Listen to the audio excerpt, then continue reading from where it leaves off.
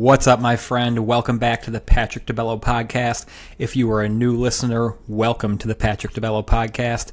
It's been a couple of weeks. We are now just over 2 weeks from my Palmerton Spartan Race event. Today, I'm going to give you a recap of my race. If you've been following me for a couple of months now, you know that I've been training extremely hard for this race. You've probably heard a little bit about the story of the previous times I've ran this race. If you are a Spartan athlete, you know all about this course. This was a fun one. I'm going to give a quick recap of the last 2 times I ran this race, just to put into perspective what I was going through and my mindset while training for this race. The first time I ran this course was about 5 years ago. I did it with a group of friends. I had no clue what I was getting myself into. It is on a ski resort mountain. It is very hot in the beginning of July. The elevation gain is crazy. It is a 10K with usually around 25 obstacles. So the first time I ran this race, I had no nutrition plan. I really had no nutrition education when running an endurance event, or at least an event like a Spartan race. So I had no plan in place. I'm usually pretty strong at obstacles, so I do a lot of calisthenics. I love to play. I love to climb, hang, swing, jump, run, all that good stuff. So I did fairly well with the obstacles the first time I did this course.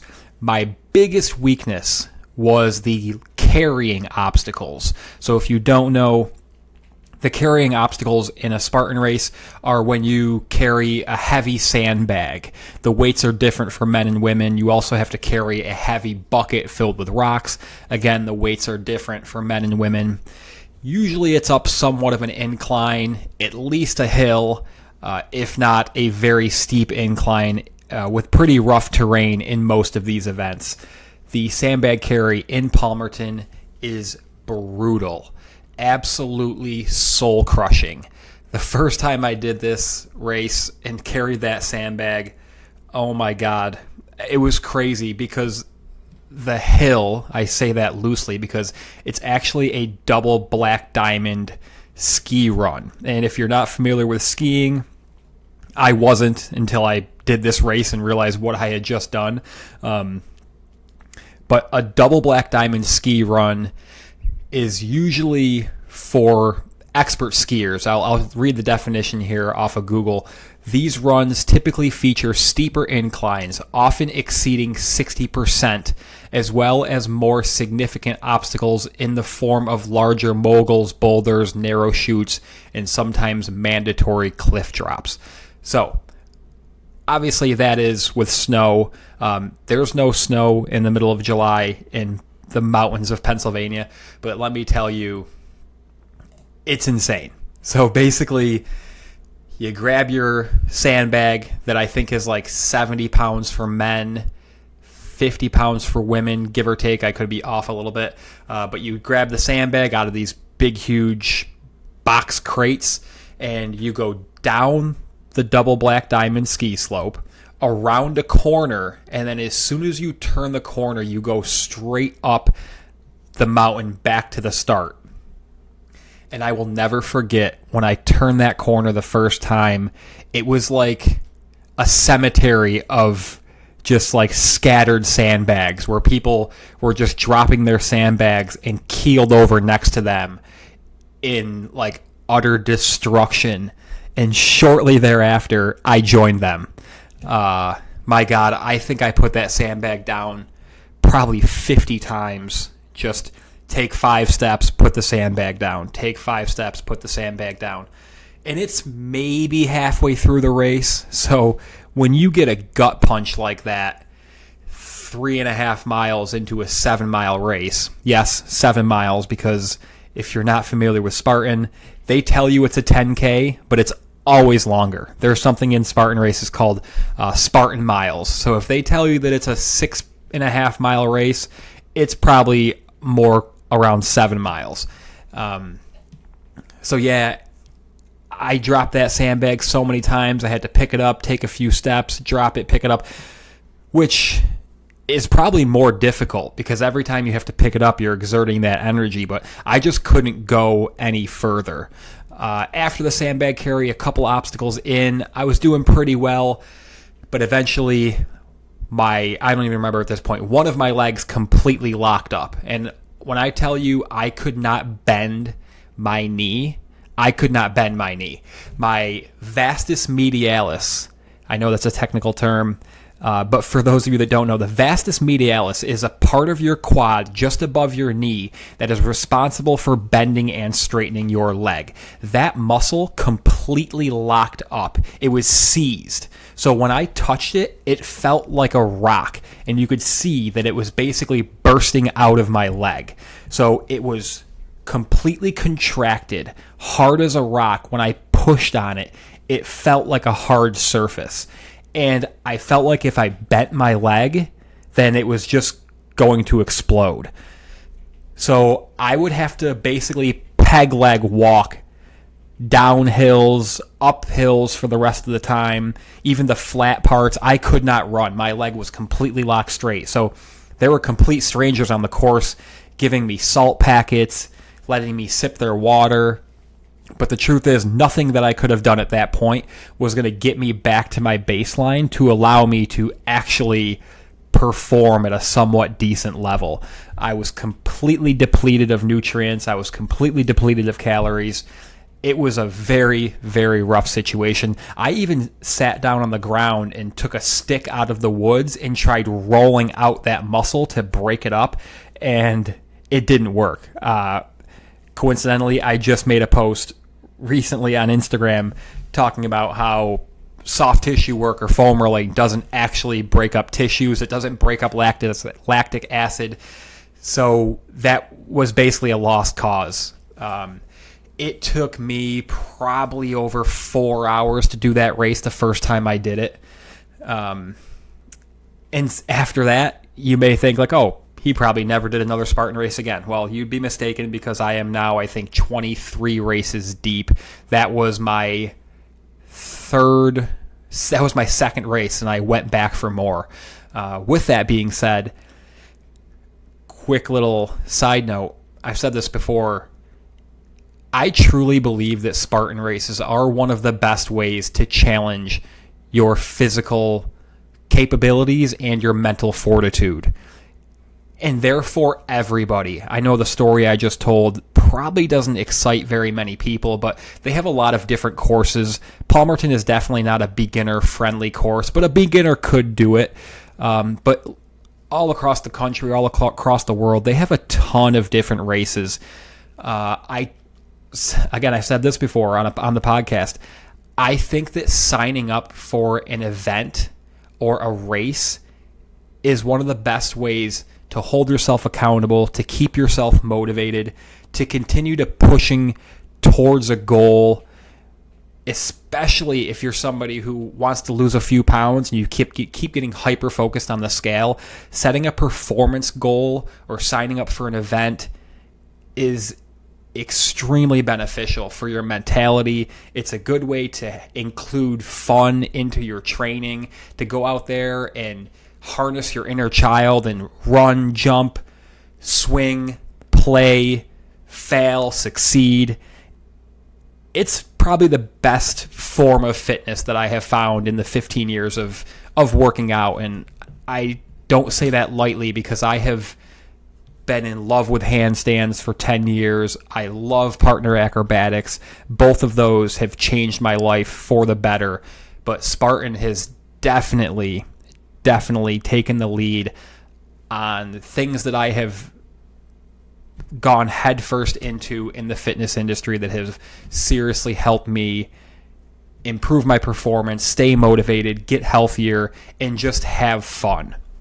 So if you're somebody who fits any of the things that I just said, I strongly encourage you to sign up for a Spartan race. Beginners, you should probably look into a sprint. That's going to be the best place to start. And if you're looking for tips on how to get started for training, I have a blog on my website, How to Run Your First Successful Spartan Race. And you can check out the blog, and I actually have a free ebook connected to that blog where you can download a free Spartan workout. Also, you can reach out to me at any time and ask for advice, ask for tips. I'd be glad to help you. And to take it one step further, I'll do the race with you.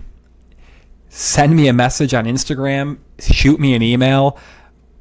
I would love to travel and do a race with somebody and have a blast with a complete stranger and get to know somebody on the Spartan course or get to know somebody throughout the process. This last race that I just did, I actually did it with a new friend of mine. His name's Nick. He's from Delaware, and we met on a Spartan course last September. Complete strangers.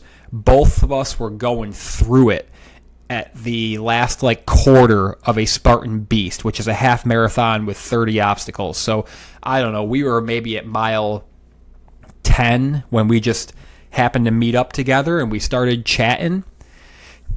And since then we've been friends. Candidly, I kind of stalked him out on Facebook. Once I found out his name or remembered his name, I looked him up on Facebook, sent him a friend request, and just let him know how much he helped me get through that race by giving me the right mindset and pushing me physically, because I was struggling at that point too. But since then we've been friends. We chat here and there on Facebook, and he was also doing the Palmerton race a couple weeks ago, and he joined me at my Airbnb. We hung out the night before. We had dinner at Chipotle. We had some really good talks. We got to know each other a little bit better.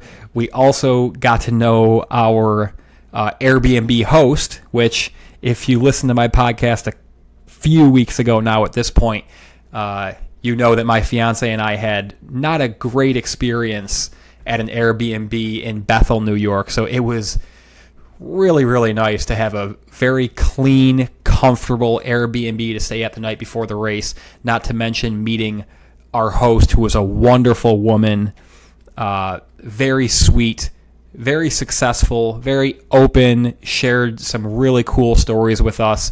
And so just to add, the beauty of Spartan races is you get to meet people from all over the country, all over the world. You get to make new friends, build new connections, and I'm partial to Spartan because that's what I do, and that's what this podcast is about today.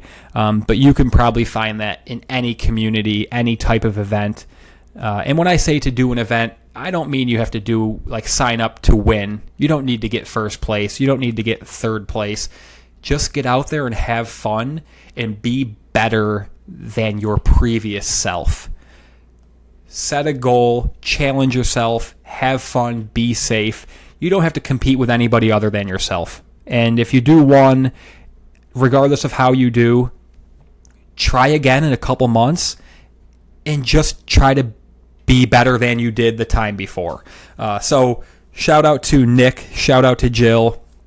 Really, really cool people that I was able to build on my connection with Nick, create a new connection with Jill, the host, and it was really, really cool. So a couple weeks ago, Nick and I did the Spartan race together in Palmerton. I'm going to touch on that in a minute, but real quick, I did do the race last year with my friend David. So last year was the second time I did the Palmerton Super.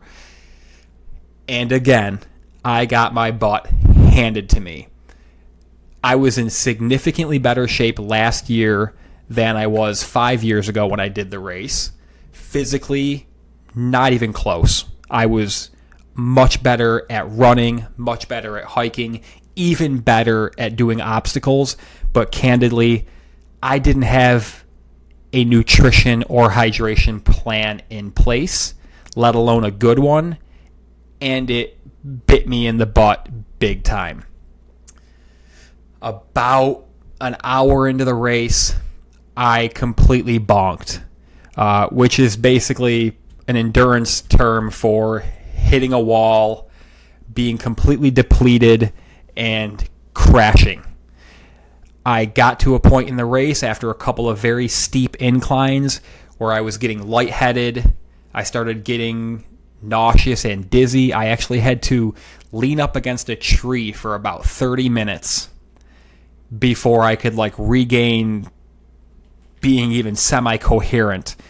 I had to eat, I had to drink, and I had to just get my blood sugar up. I had to just come back to life before I could even start again. And the problem there was I may have been strong, but I didn't drink enough or eat enough before that. So I was basically under my baseline, and I was never able to get back up. So I got down to 40% of my physical, of just basically, if I'm showing up to this event at 100%, I got down to 40 within the first hour, and I could never get back up enough energy to perform well. So within the 30 minutes it took me to just sit on that tree and regain myself, it also took a lot of energy for the rest of the race, because I was basically going into every mile and every obstacle in debt, and I could never climb myself out of that hole. So it took me 3 hours and 15 minutes to do the 7 miles and 25 to 30 obstacles last year. This year, I've trained extremely hard for this race, harder than I've ever trained for anything. My main goal of this year, out of the 4 races that I was doing, was to do very well relative to last year on this race. This is what would be considered my A race. So for context, if you're anybody who's doing multiple events a year, you would line up your A race, your B race, and your C race. A race is going to be the most important, B will be the next most important, and then C would be the least important. So the C race is basically something that you do to just get your feet wet, have some fun, pretty much use it as another training session. Just get out there, knock the cobwebs off, and finish it. So I did that race earlier in the year, did really well. My B race was in June. I did pretty well with that too. But this was my A race. Everything that I was doing in regards to my training was leading up to the Palmerton Super of 2024. Physically, I'm in the best shape of my life. I knew that physically I was going to be able to do very well at this race, probably beat my time from last year, and place relatively well. The biggest hurdle that I was going to have for this race was my nutrition and my hydration. So I really needed a solid plan with nutrition and hydration. Otherwise, I was going to crash again, and I couldn't let that happen. So I've been playing around with my nutrition for the past 3 months, or at least 3 months leading up to this, trying to find out what works for me. I did a couple of test runs with certain things. I think I mentioned it a couple episodes ago that I started to have rice with jelly for breakfast. So I was kind of stocking up on carbs. And I went into the Adirondacks, did a very difficult mountain hike in the Adirondacks, and I tested the foods that I was going to be using on this race, and I felt really, really comfortable with the food side of things. I've also been testing the hydration side of things. I know a couple episodes ago I talked about electrolytes. I'm not going to get into it today, but if you have any interest in learning about electrolytes, the good, the bad, the necessity, make sure to check out that episode. So I came up with a really good plan for this race, and just to let you know what it is, so you know what I was working with. My plan was to wake up very early. My race was at 7:15. At 5 o'clock, I wanted to eat my breakfast, which was a cup of rice with a couple tablespoons of jelly. So I had some carbs, I had some sugar, and then I had a non-dairy protein shake to give me about 20 grams of protein. I didn't want to have dairy before my race because I didn't want it bouncing around in my stomach. And you're not going to want a lot of protein before an endurance event. Protein will help you feel full, but protein is not fuel. So 20 grams of protein 2 hours before my race was my limit. A little while after I had my breakfast, I had 25 ounces of water with 1 packet of Pedialyte. And I chugged half of that, and then I sipped on the rest until about 30 minutes before my race. And the reason that I did that is because when you have some liquid in your stomach, you're actually going to absorb the liquid that you drink faster. So my plan was to have that liquid in my stomach before the race started. That way, when I started the race and I started to sip on water, I would actually be able to absorb that water and absorb those electrolytes faster than if my stomach was empty. So the plan was a nice carb-heavy breakfast with a little bit of protein and a little bit of fiber, and then drink some electrolytes before the race. And then my running pack, my hydration pack, has 2 20-ounce water bottles attached to it. And I put 1 packet of Pedialyte in each of those. The plan was, within 45 minutes, I had to drink an entire bottle, 1 entire bottle. So basically, I had to have 20 ounces of water with a packet of Pedialyte gone within 40 minutes. And it's a really good thing that was my mindset, because within 30 minutes of climbing that mountain, and just so you know, these Spartan races that are on a mountain, and not to scare you, because not everyone is up a mountain, but they basically put the starting line at the bottom of a mountain, and they make you climb straight up for a good 30 to 40 minutes. So you go straight up for 15 minutes, then it flattens out for like 30 seconds. Then you go straight up for 30 minutes, and it flattens out for like 10 seconds. It's brutal. And it was so hot that I could have wrung out my shorts every like 10 minutes, I felt like. Within the 30 minutes, I was completely soaked. I lifted my arm up, and my hand was just dripping with sweat. So I was no doubt losing more fluids than I could possibly take in while, doing this event. So I had no qualms about chugging this water, basically. And if I didn't have that plan ahead of time, I probably wouldn't have felt so good about drinking it, because I just would have been second guessing myself. Like, I know that I'm sweating, I know that I'm losing a lot of fluids, but should I be drinking this much water and this many electrolytes while I'm working out, or while I'm, exerting this much energy? So since I had that plan in place, I was looking at my watch, and it was like 30 minutes, and I was like, okay, if I'm not at least halfway done with this bottle within 30 minutes, I need to start chugging. Fortunately, I knew how much I was sweating, so I was pretty much on pace, and I ended up finishing my first bottle with about 40 minutes into the race. That first bottle was completely gone. The other big mistake that I made last year, which is why I started getting lightheaded, was I waited too long to eat. And that's a problem, because, like I said, once you're in that debt, you're never crawling out of it.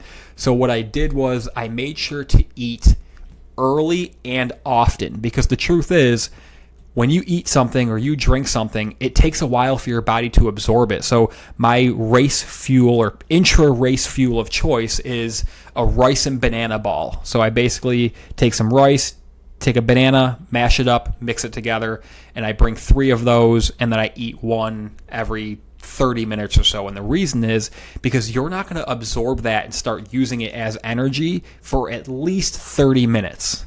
So I made sure that I actually looked at my watch at 10 minutes, and I was like, you know what, I'm going to eat 1 ball now, because 30 minutes from now, I'll start using it as energy, as opposed to waiting 30 minutes from then to eat it when I felt like I needed it. It would be too late by that point. So I wanted to eat early, and I wanted to eat often.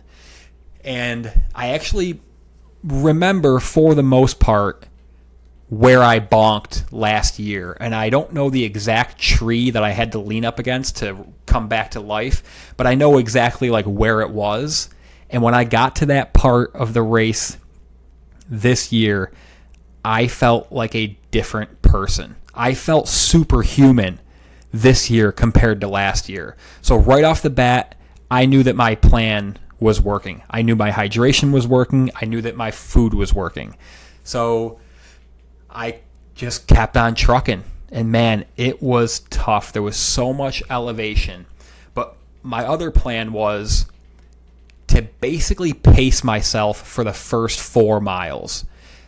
They said it was a 6.6 mile race. I knew they were lying. I knew that it was going to be longer than that. And they put out a course map like 3 days before. And looking at the course map, I could tell at mile 4 is when you can kind of open the tank a little bit, right? Like before that, there's the sandbag carry, which like I did a few years ago, I went too hard too soon before the sandbag carry, and I had no gas left in the tank for this super heavy carry up this huge mountain. And same thing last year. The first year I put down that sandbag probably 50 times. Last year I put it down probably 20 times.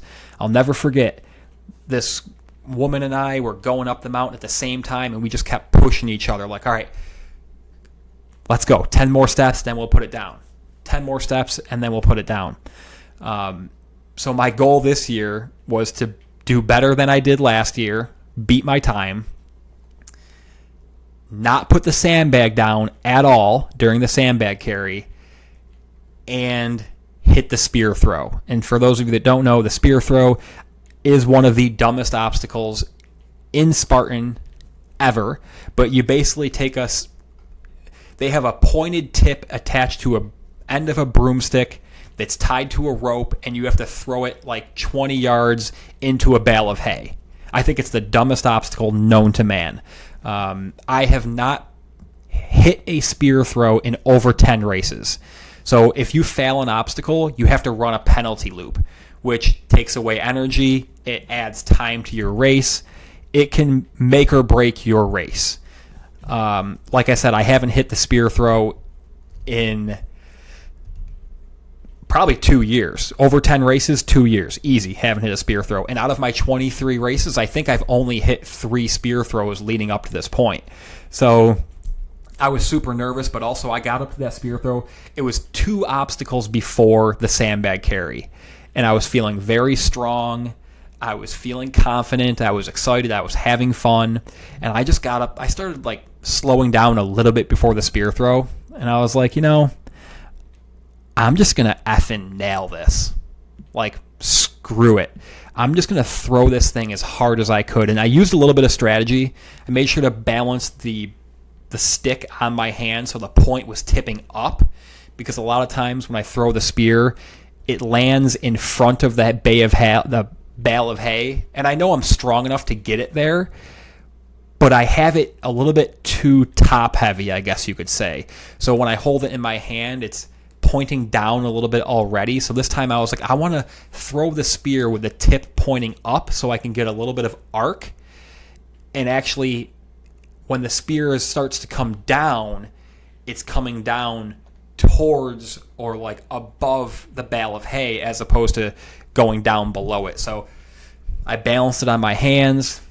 I used my legs. I used my arm, and I just threw that thing as hard as I could, and it stuck pretty much in the middle of the bale of hay, and I was pumped. So that's the first time I hit the spear throw. That was my first goal, chalked off the list right there. Oh, my other goal was don't drop the sandbag carry. My goal this year was to carry the sandbag without putting it down a single time, because I've been doing a lot of sandbag training, a lot of incline training. I actually own a sandbag of my own, and I take it into the woods in upstate New York, and I carry it up and down these hills over and over again. So I was a lot more prepared. So first goal, hit the spear throw, check. And I'm on a high at this point. And I remember the obstacle was spear throw, cargo net, sandbag carry. So I'm climbing up this cargo net like wicked excited. And I remember telling myself, calm down, don't get too excited, celebrate, but make sure you keep yourself in check. Because if you bring all that excitement into the sandbag carry, you're just going to overexert yourself, and you're not going to be able to keep your composure. So at the top of the top of the cargo net, I kind of checked myself, and I leveled out, And then I got to the sandbag carry and I pulled it out of the big box. I started going downhill and my legs were crushed already at this point. So now we're about 3.5 miles into this race and probably around 2,000 feet of elevation gain. And 3.5 miles to go because, spoiler alert, it was a 7.03 mile race, even though they told us it was 6.6. So neither here nor there. So I go down the hill, down this double black diamond ski slope pretty well.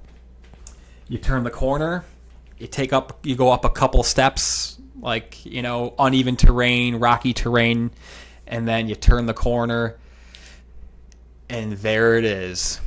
The double black diamond ski slope that you have to now carry a 70-pound sandbag up about, I want to say it felt like 400 meters. I don't know exactly, but it was no joke. So I put the sandbag on my neck, like on the back of my neck. A lot of times people will carry it on one of their shoulders, and you can switch shoulders throughout wherever the sandbag carry is. That's what I usually do. If it's not super steep, I'll put it on my shoulder, I'll carry it, I'll switch shoulders, go back and forth. My plan here was to put it on the back of my neck, look directly in front of me, and just keep walking. I didn't want to look up and see how much I had left, how much longer of the sandbag carry I have left, because I didn't, it's kind of like people who are afraid of heights on these like extreme shows where like, don't look down. The moment you look down, you're toast. You start to freak out. So I didn't want to look up because I didn't want to see, oh my God, I still have, 100 yards to go, 50 yards to go. All I wanted to do was focus on my own energy, my leg strength, my breathing, and just keep on pushing. So I have the sandbag on the back of my neck, and I am just trucking up this hill, up this mountain. And I'm actually using my hands. I'm power hiking, so I'm pushing my hands into my knees to help drive my knees into the ground and help pump my legs. And I would stop maybe every 10 to 15 feet. I would stop, catch my breath. Other people were like on the ground next to their sandbag, so I'd have to walk around people. So I did stop here and there. But I also checked off my second goal. I made it all the way through the sandbag carry without putting the sandbag down. It was brutal. Probably one of the best accomplishments that I've had in quite some time.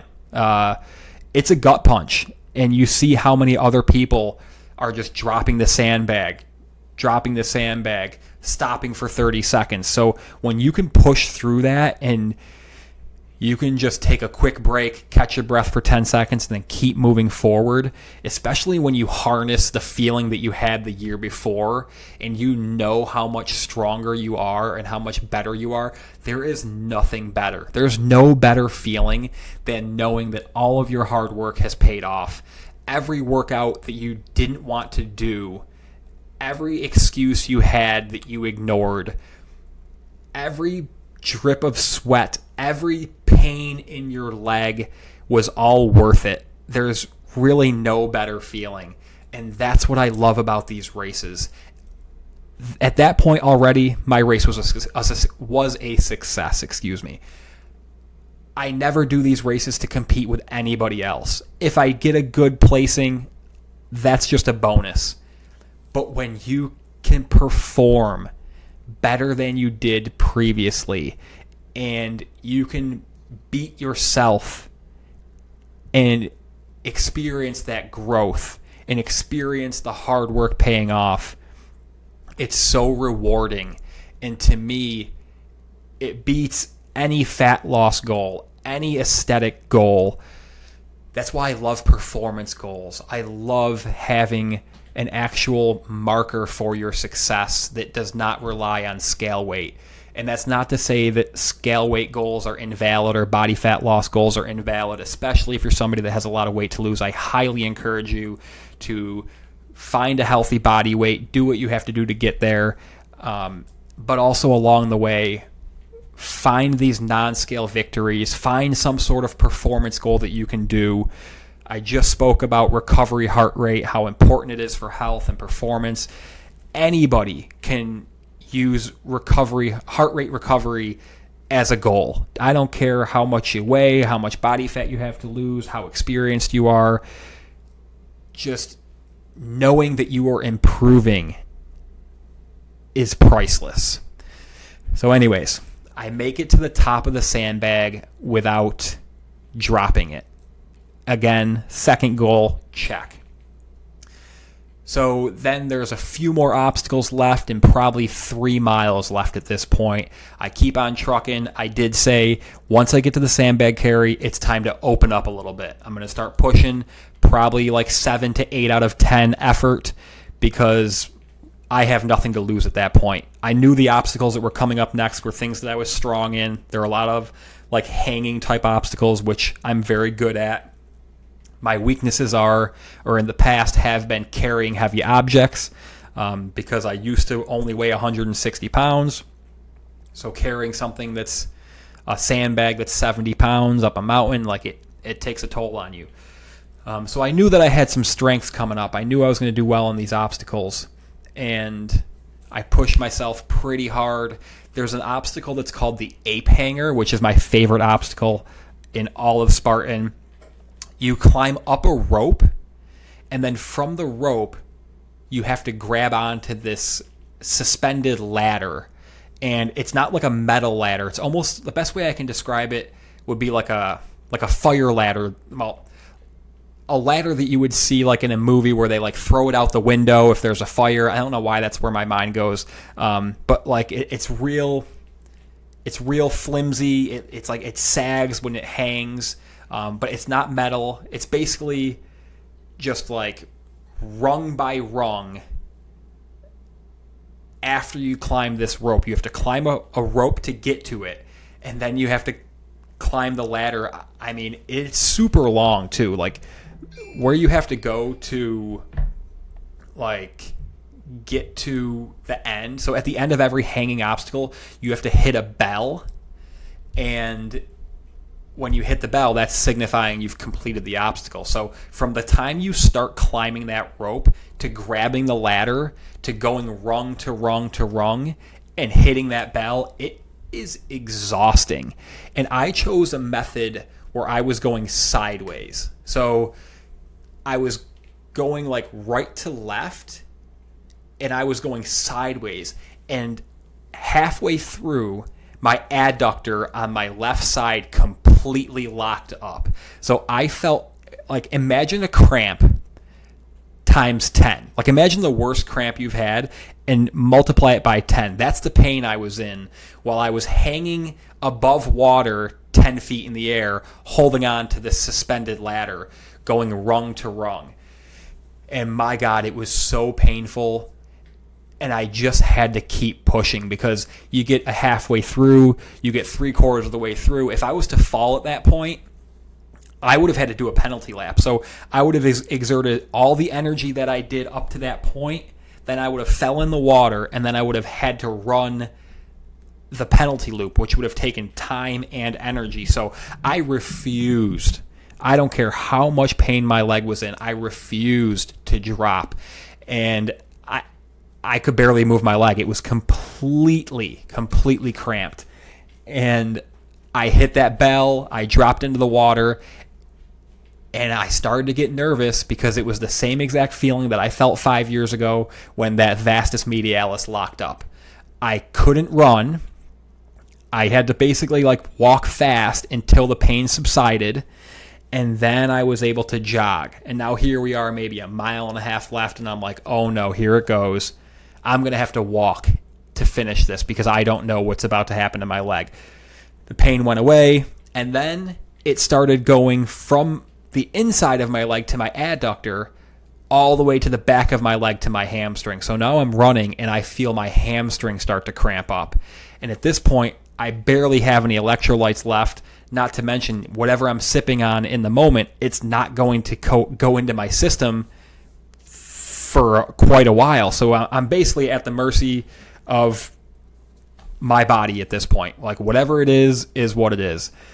So a couple more obstacles left.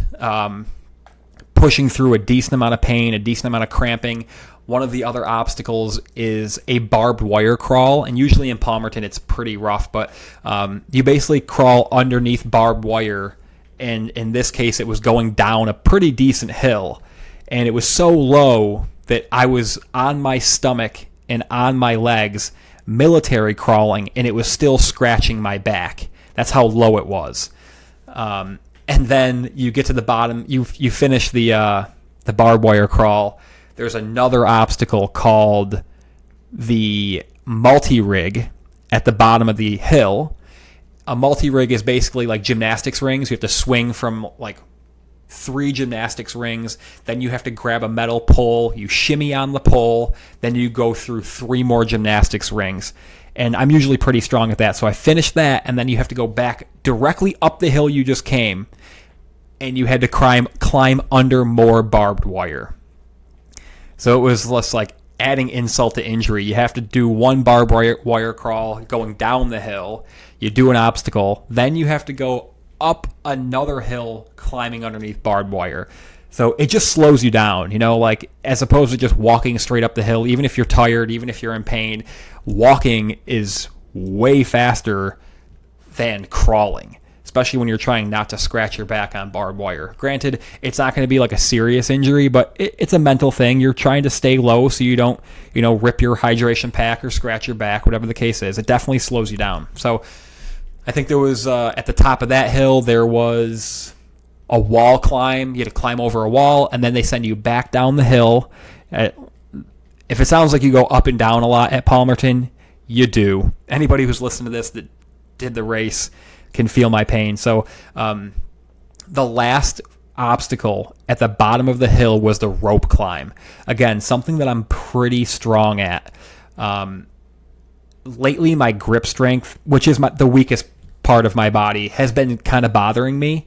I have super flexible fingers, like the joints, I'm kind of like triple jointed in my fingers. So the more flexible you are, the less strength you have. And I can actually bend my fingers back all the way to touch the top of my hand, which is kind of gross. But my hands are so flexible that it's very hard for me to keep my grip strong.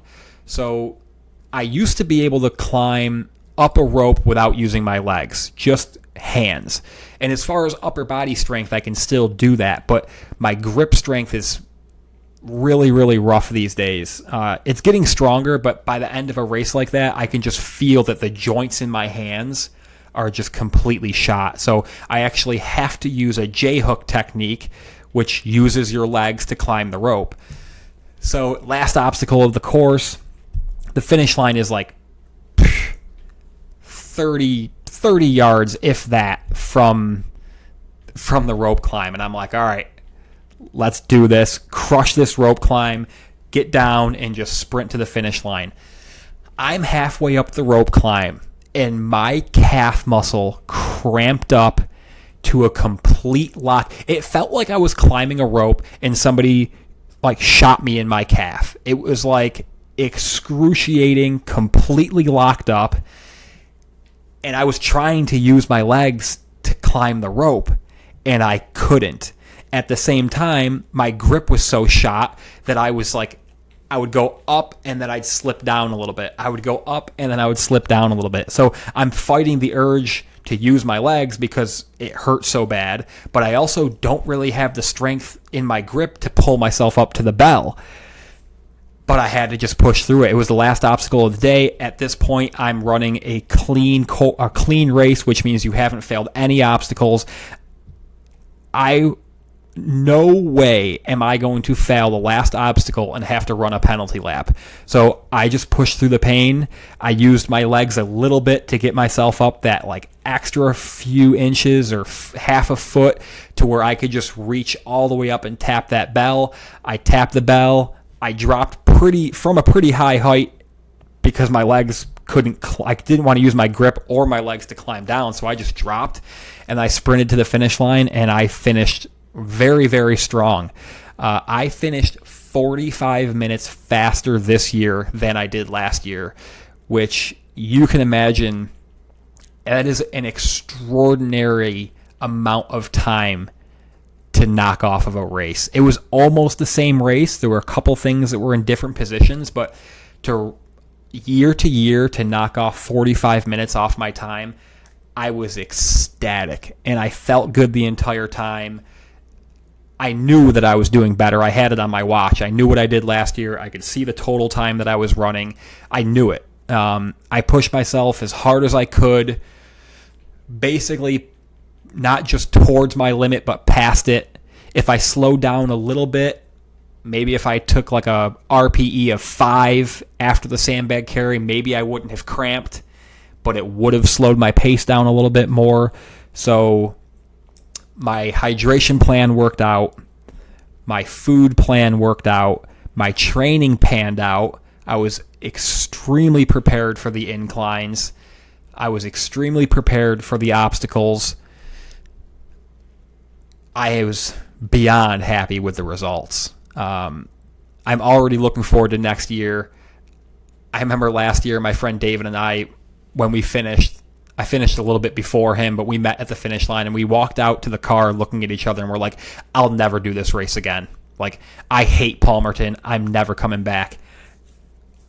Obviously, I was emotional and angry, and I did the race again. But this year, I'm like, I'm going back next year, and I'm shaving 30 minutes off of this year's time. I am hell-bent on continuing to shave time off of this race. I also had enough strength to do a handstand at the end. So normally I don't execute my handstand skills at a Spartan race, but I just felt like, who's doing a handstand at the finish line of a Spartan race, let alone Palmerton? So I had to do that to kind of give my ego a little bit of a boost, because even though I was cramping in my legs, my arms felt pretty good and definitely good enough to support myself in a handstand. So, it was a really good race. I have absolutely no regrets about my training. There were days where I really, really did not want to work out. Sometimes I work out twice a day. A lot of times I work out 7 days a week. I'm not saying that's what you should do. That's not what my clients do. But that's what I had to do to get to where I want to be. And I'll continue to do that. I'll continue to push myself. I'll continue to challenge myself.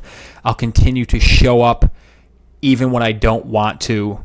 And that's what I want you to take away from this. And that's what I want you to take away from following me wherever you follow me. I don't want you to replicate my training. I don't want you to work out 7 days a week. I want you to look past that and see that I am human just like you, and I push through difficult times, and I lack motivation sometimes, and I do the hard things sometimes, and I have a busy life. I have a fiance that I want to spend time with. I have dogs that I want to walk. I have a business to run, but I still get it done.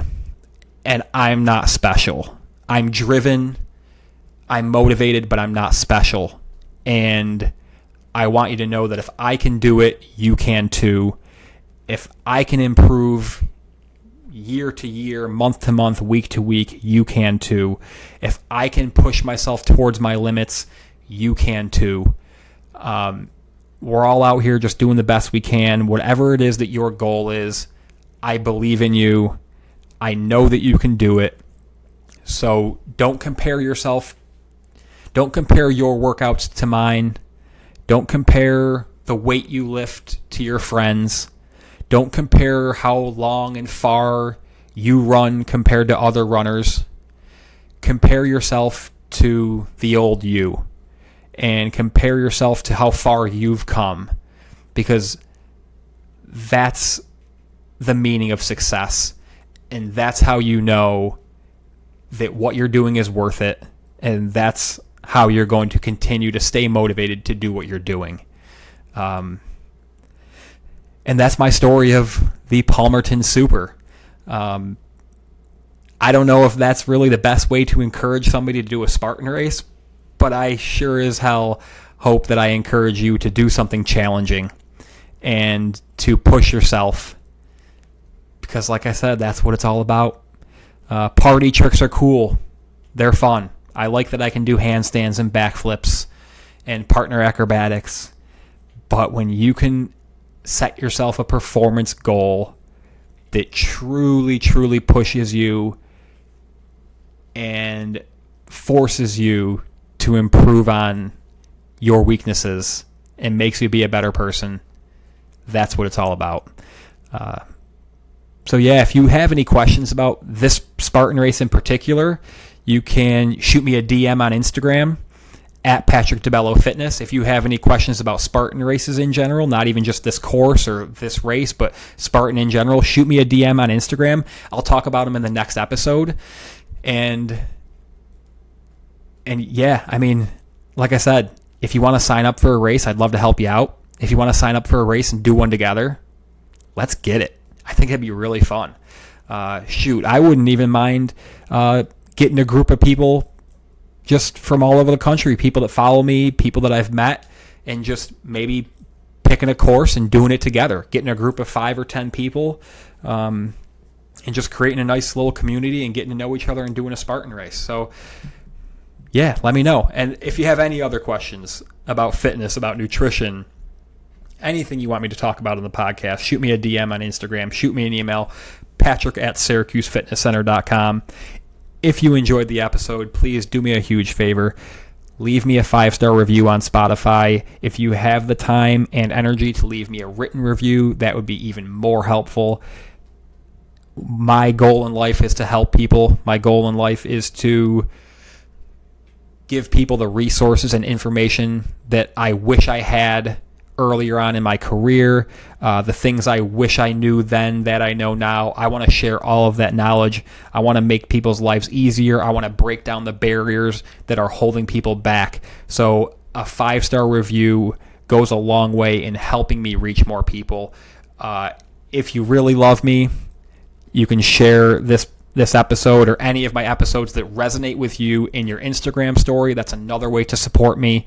All you have to do is grab the shareable link from Spotify, go to your Instagram story, share it using the link adder in the story.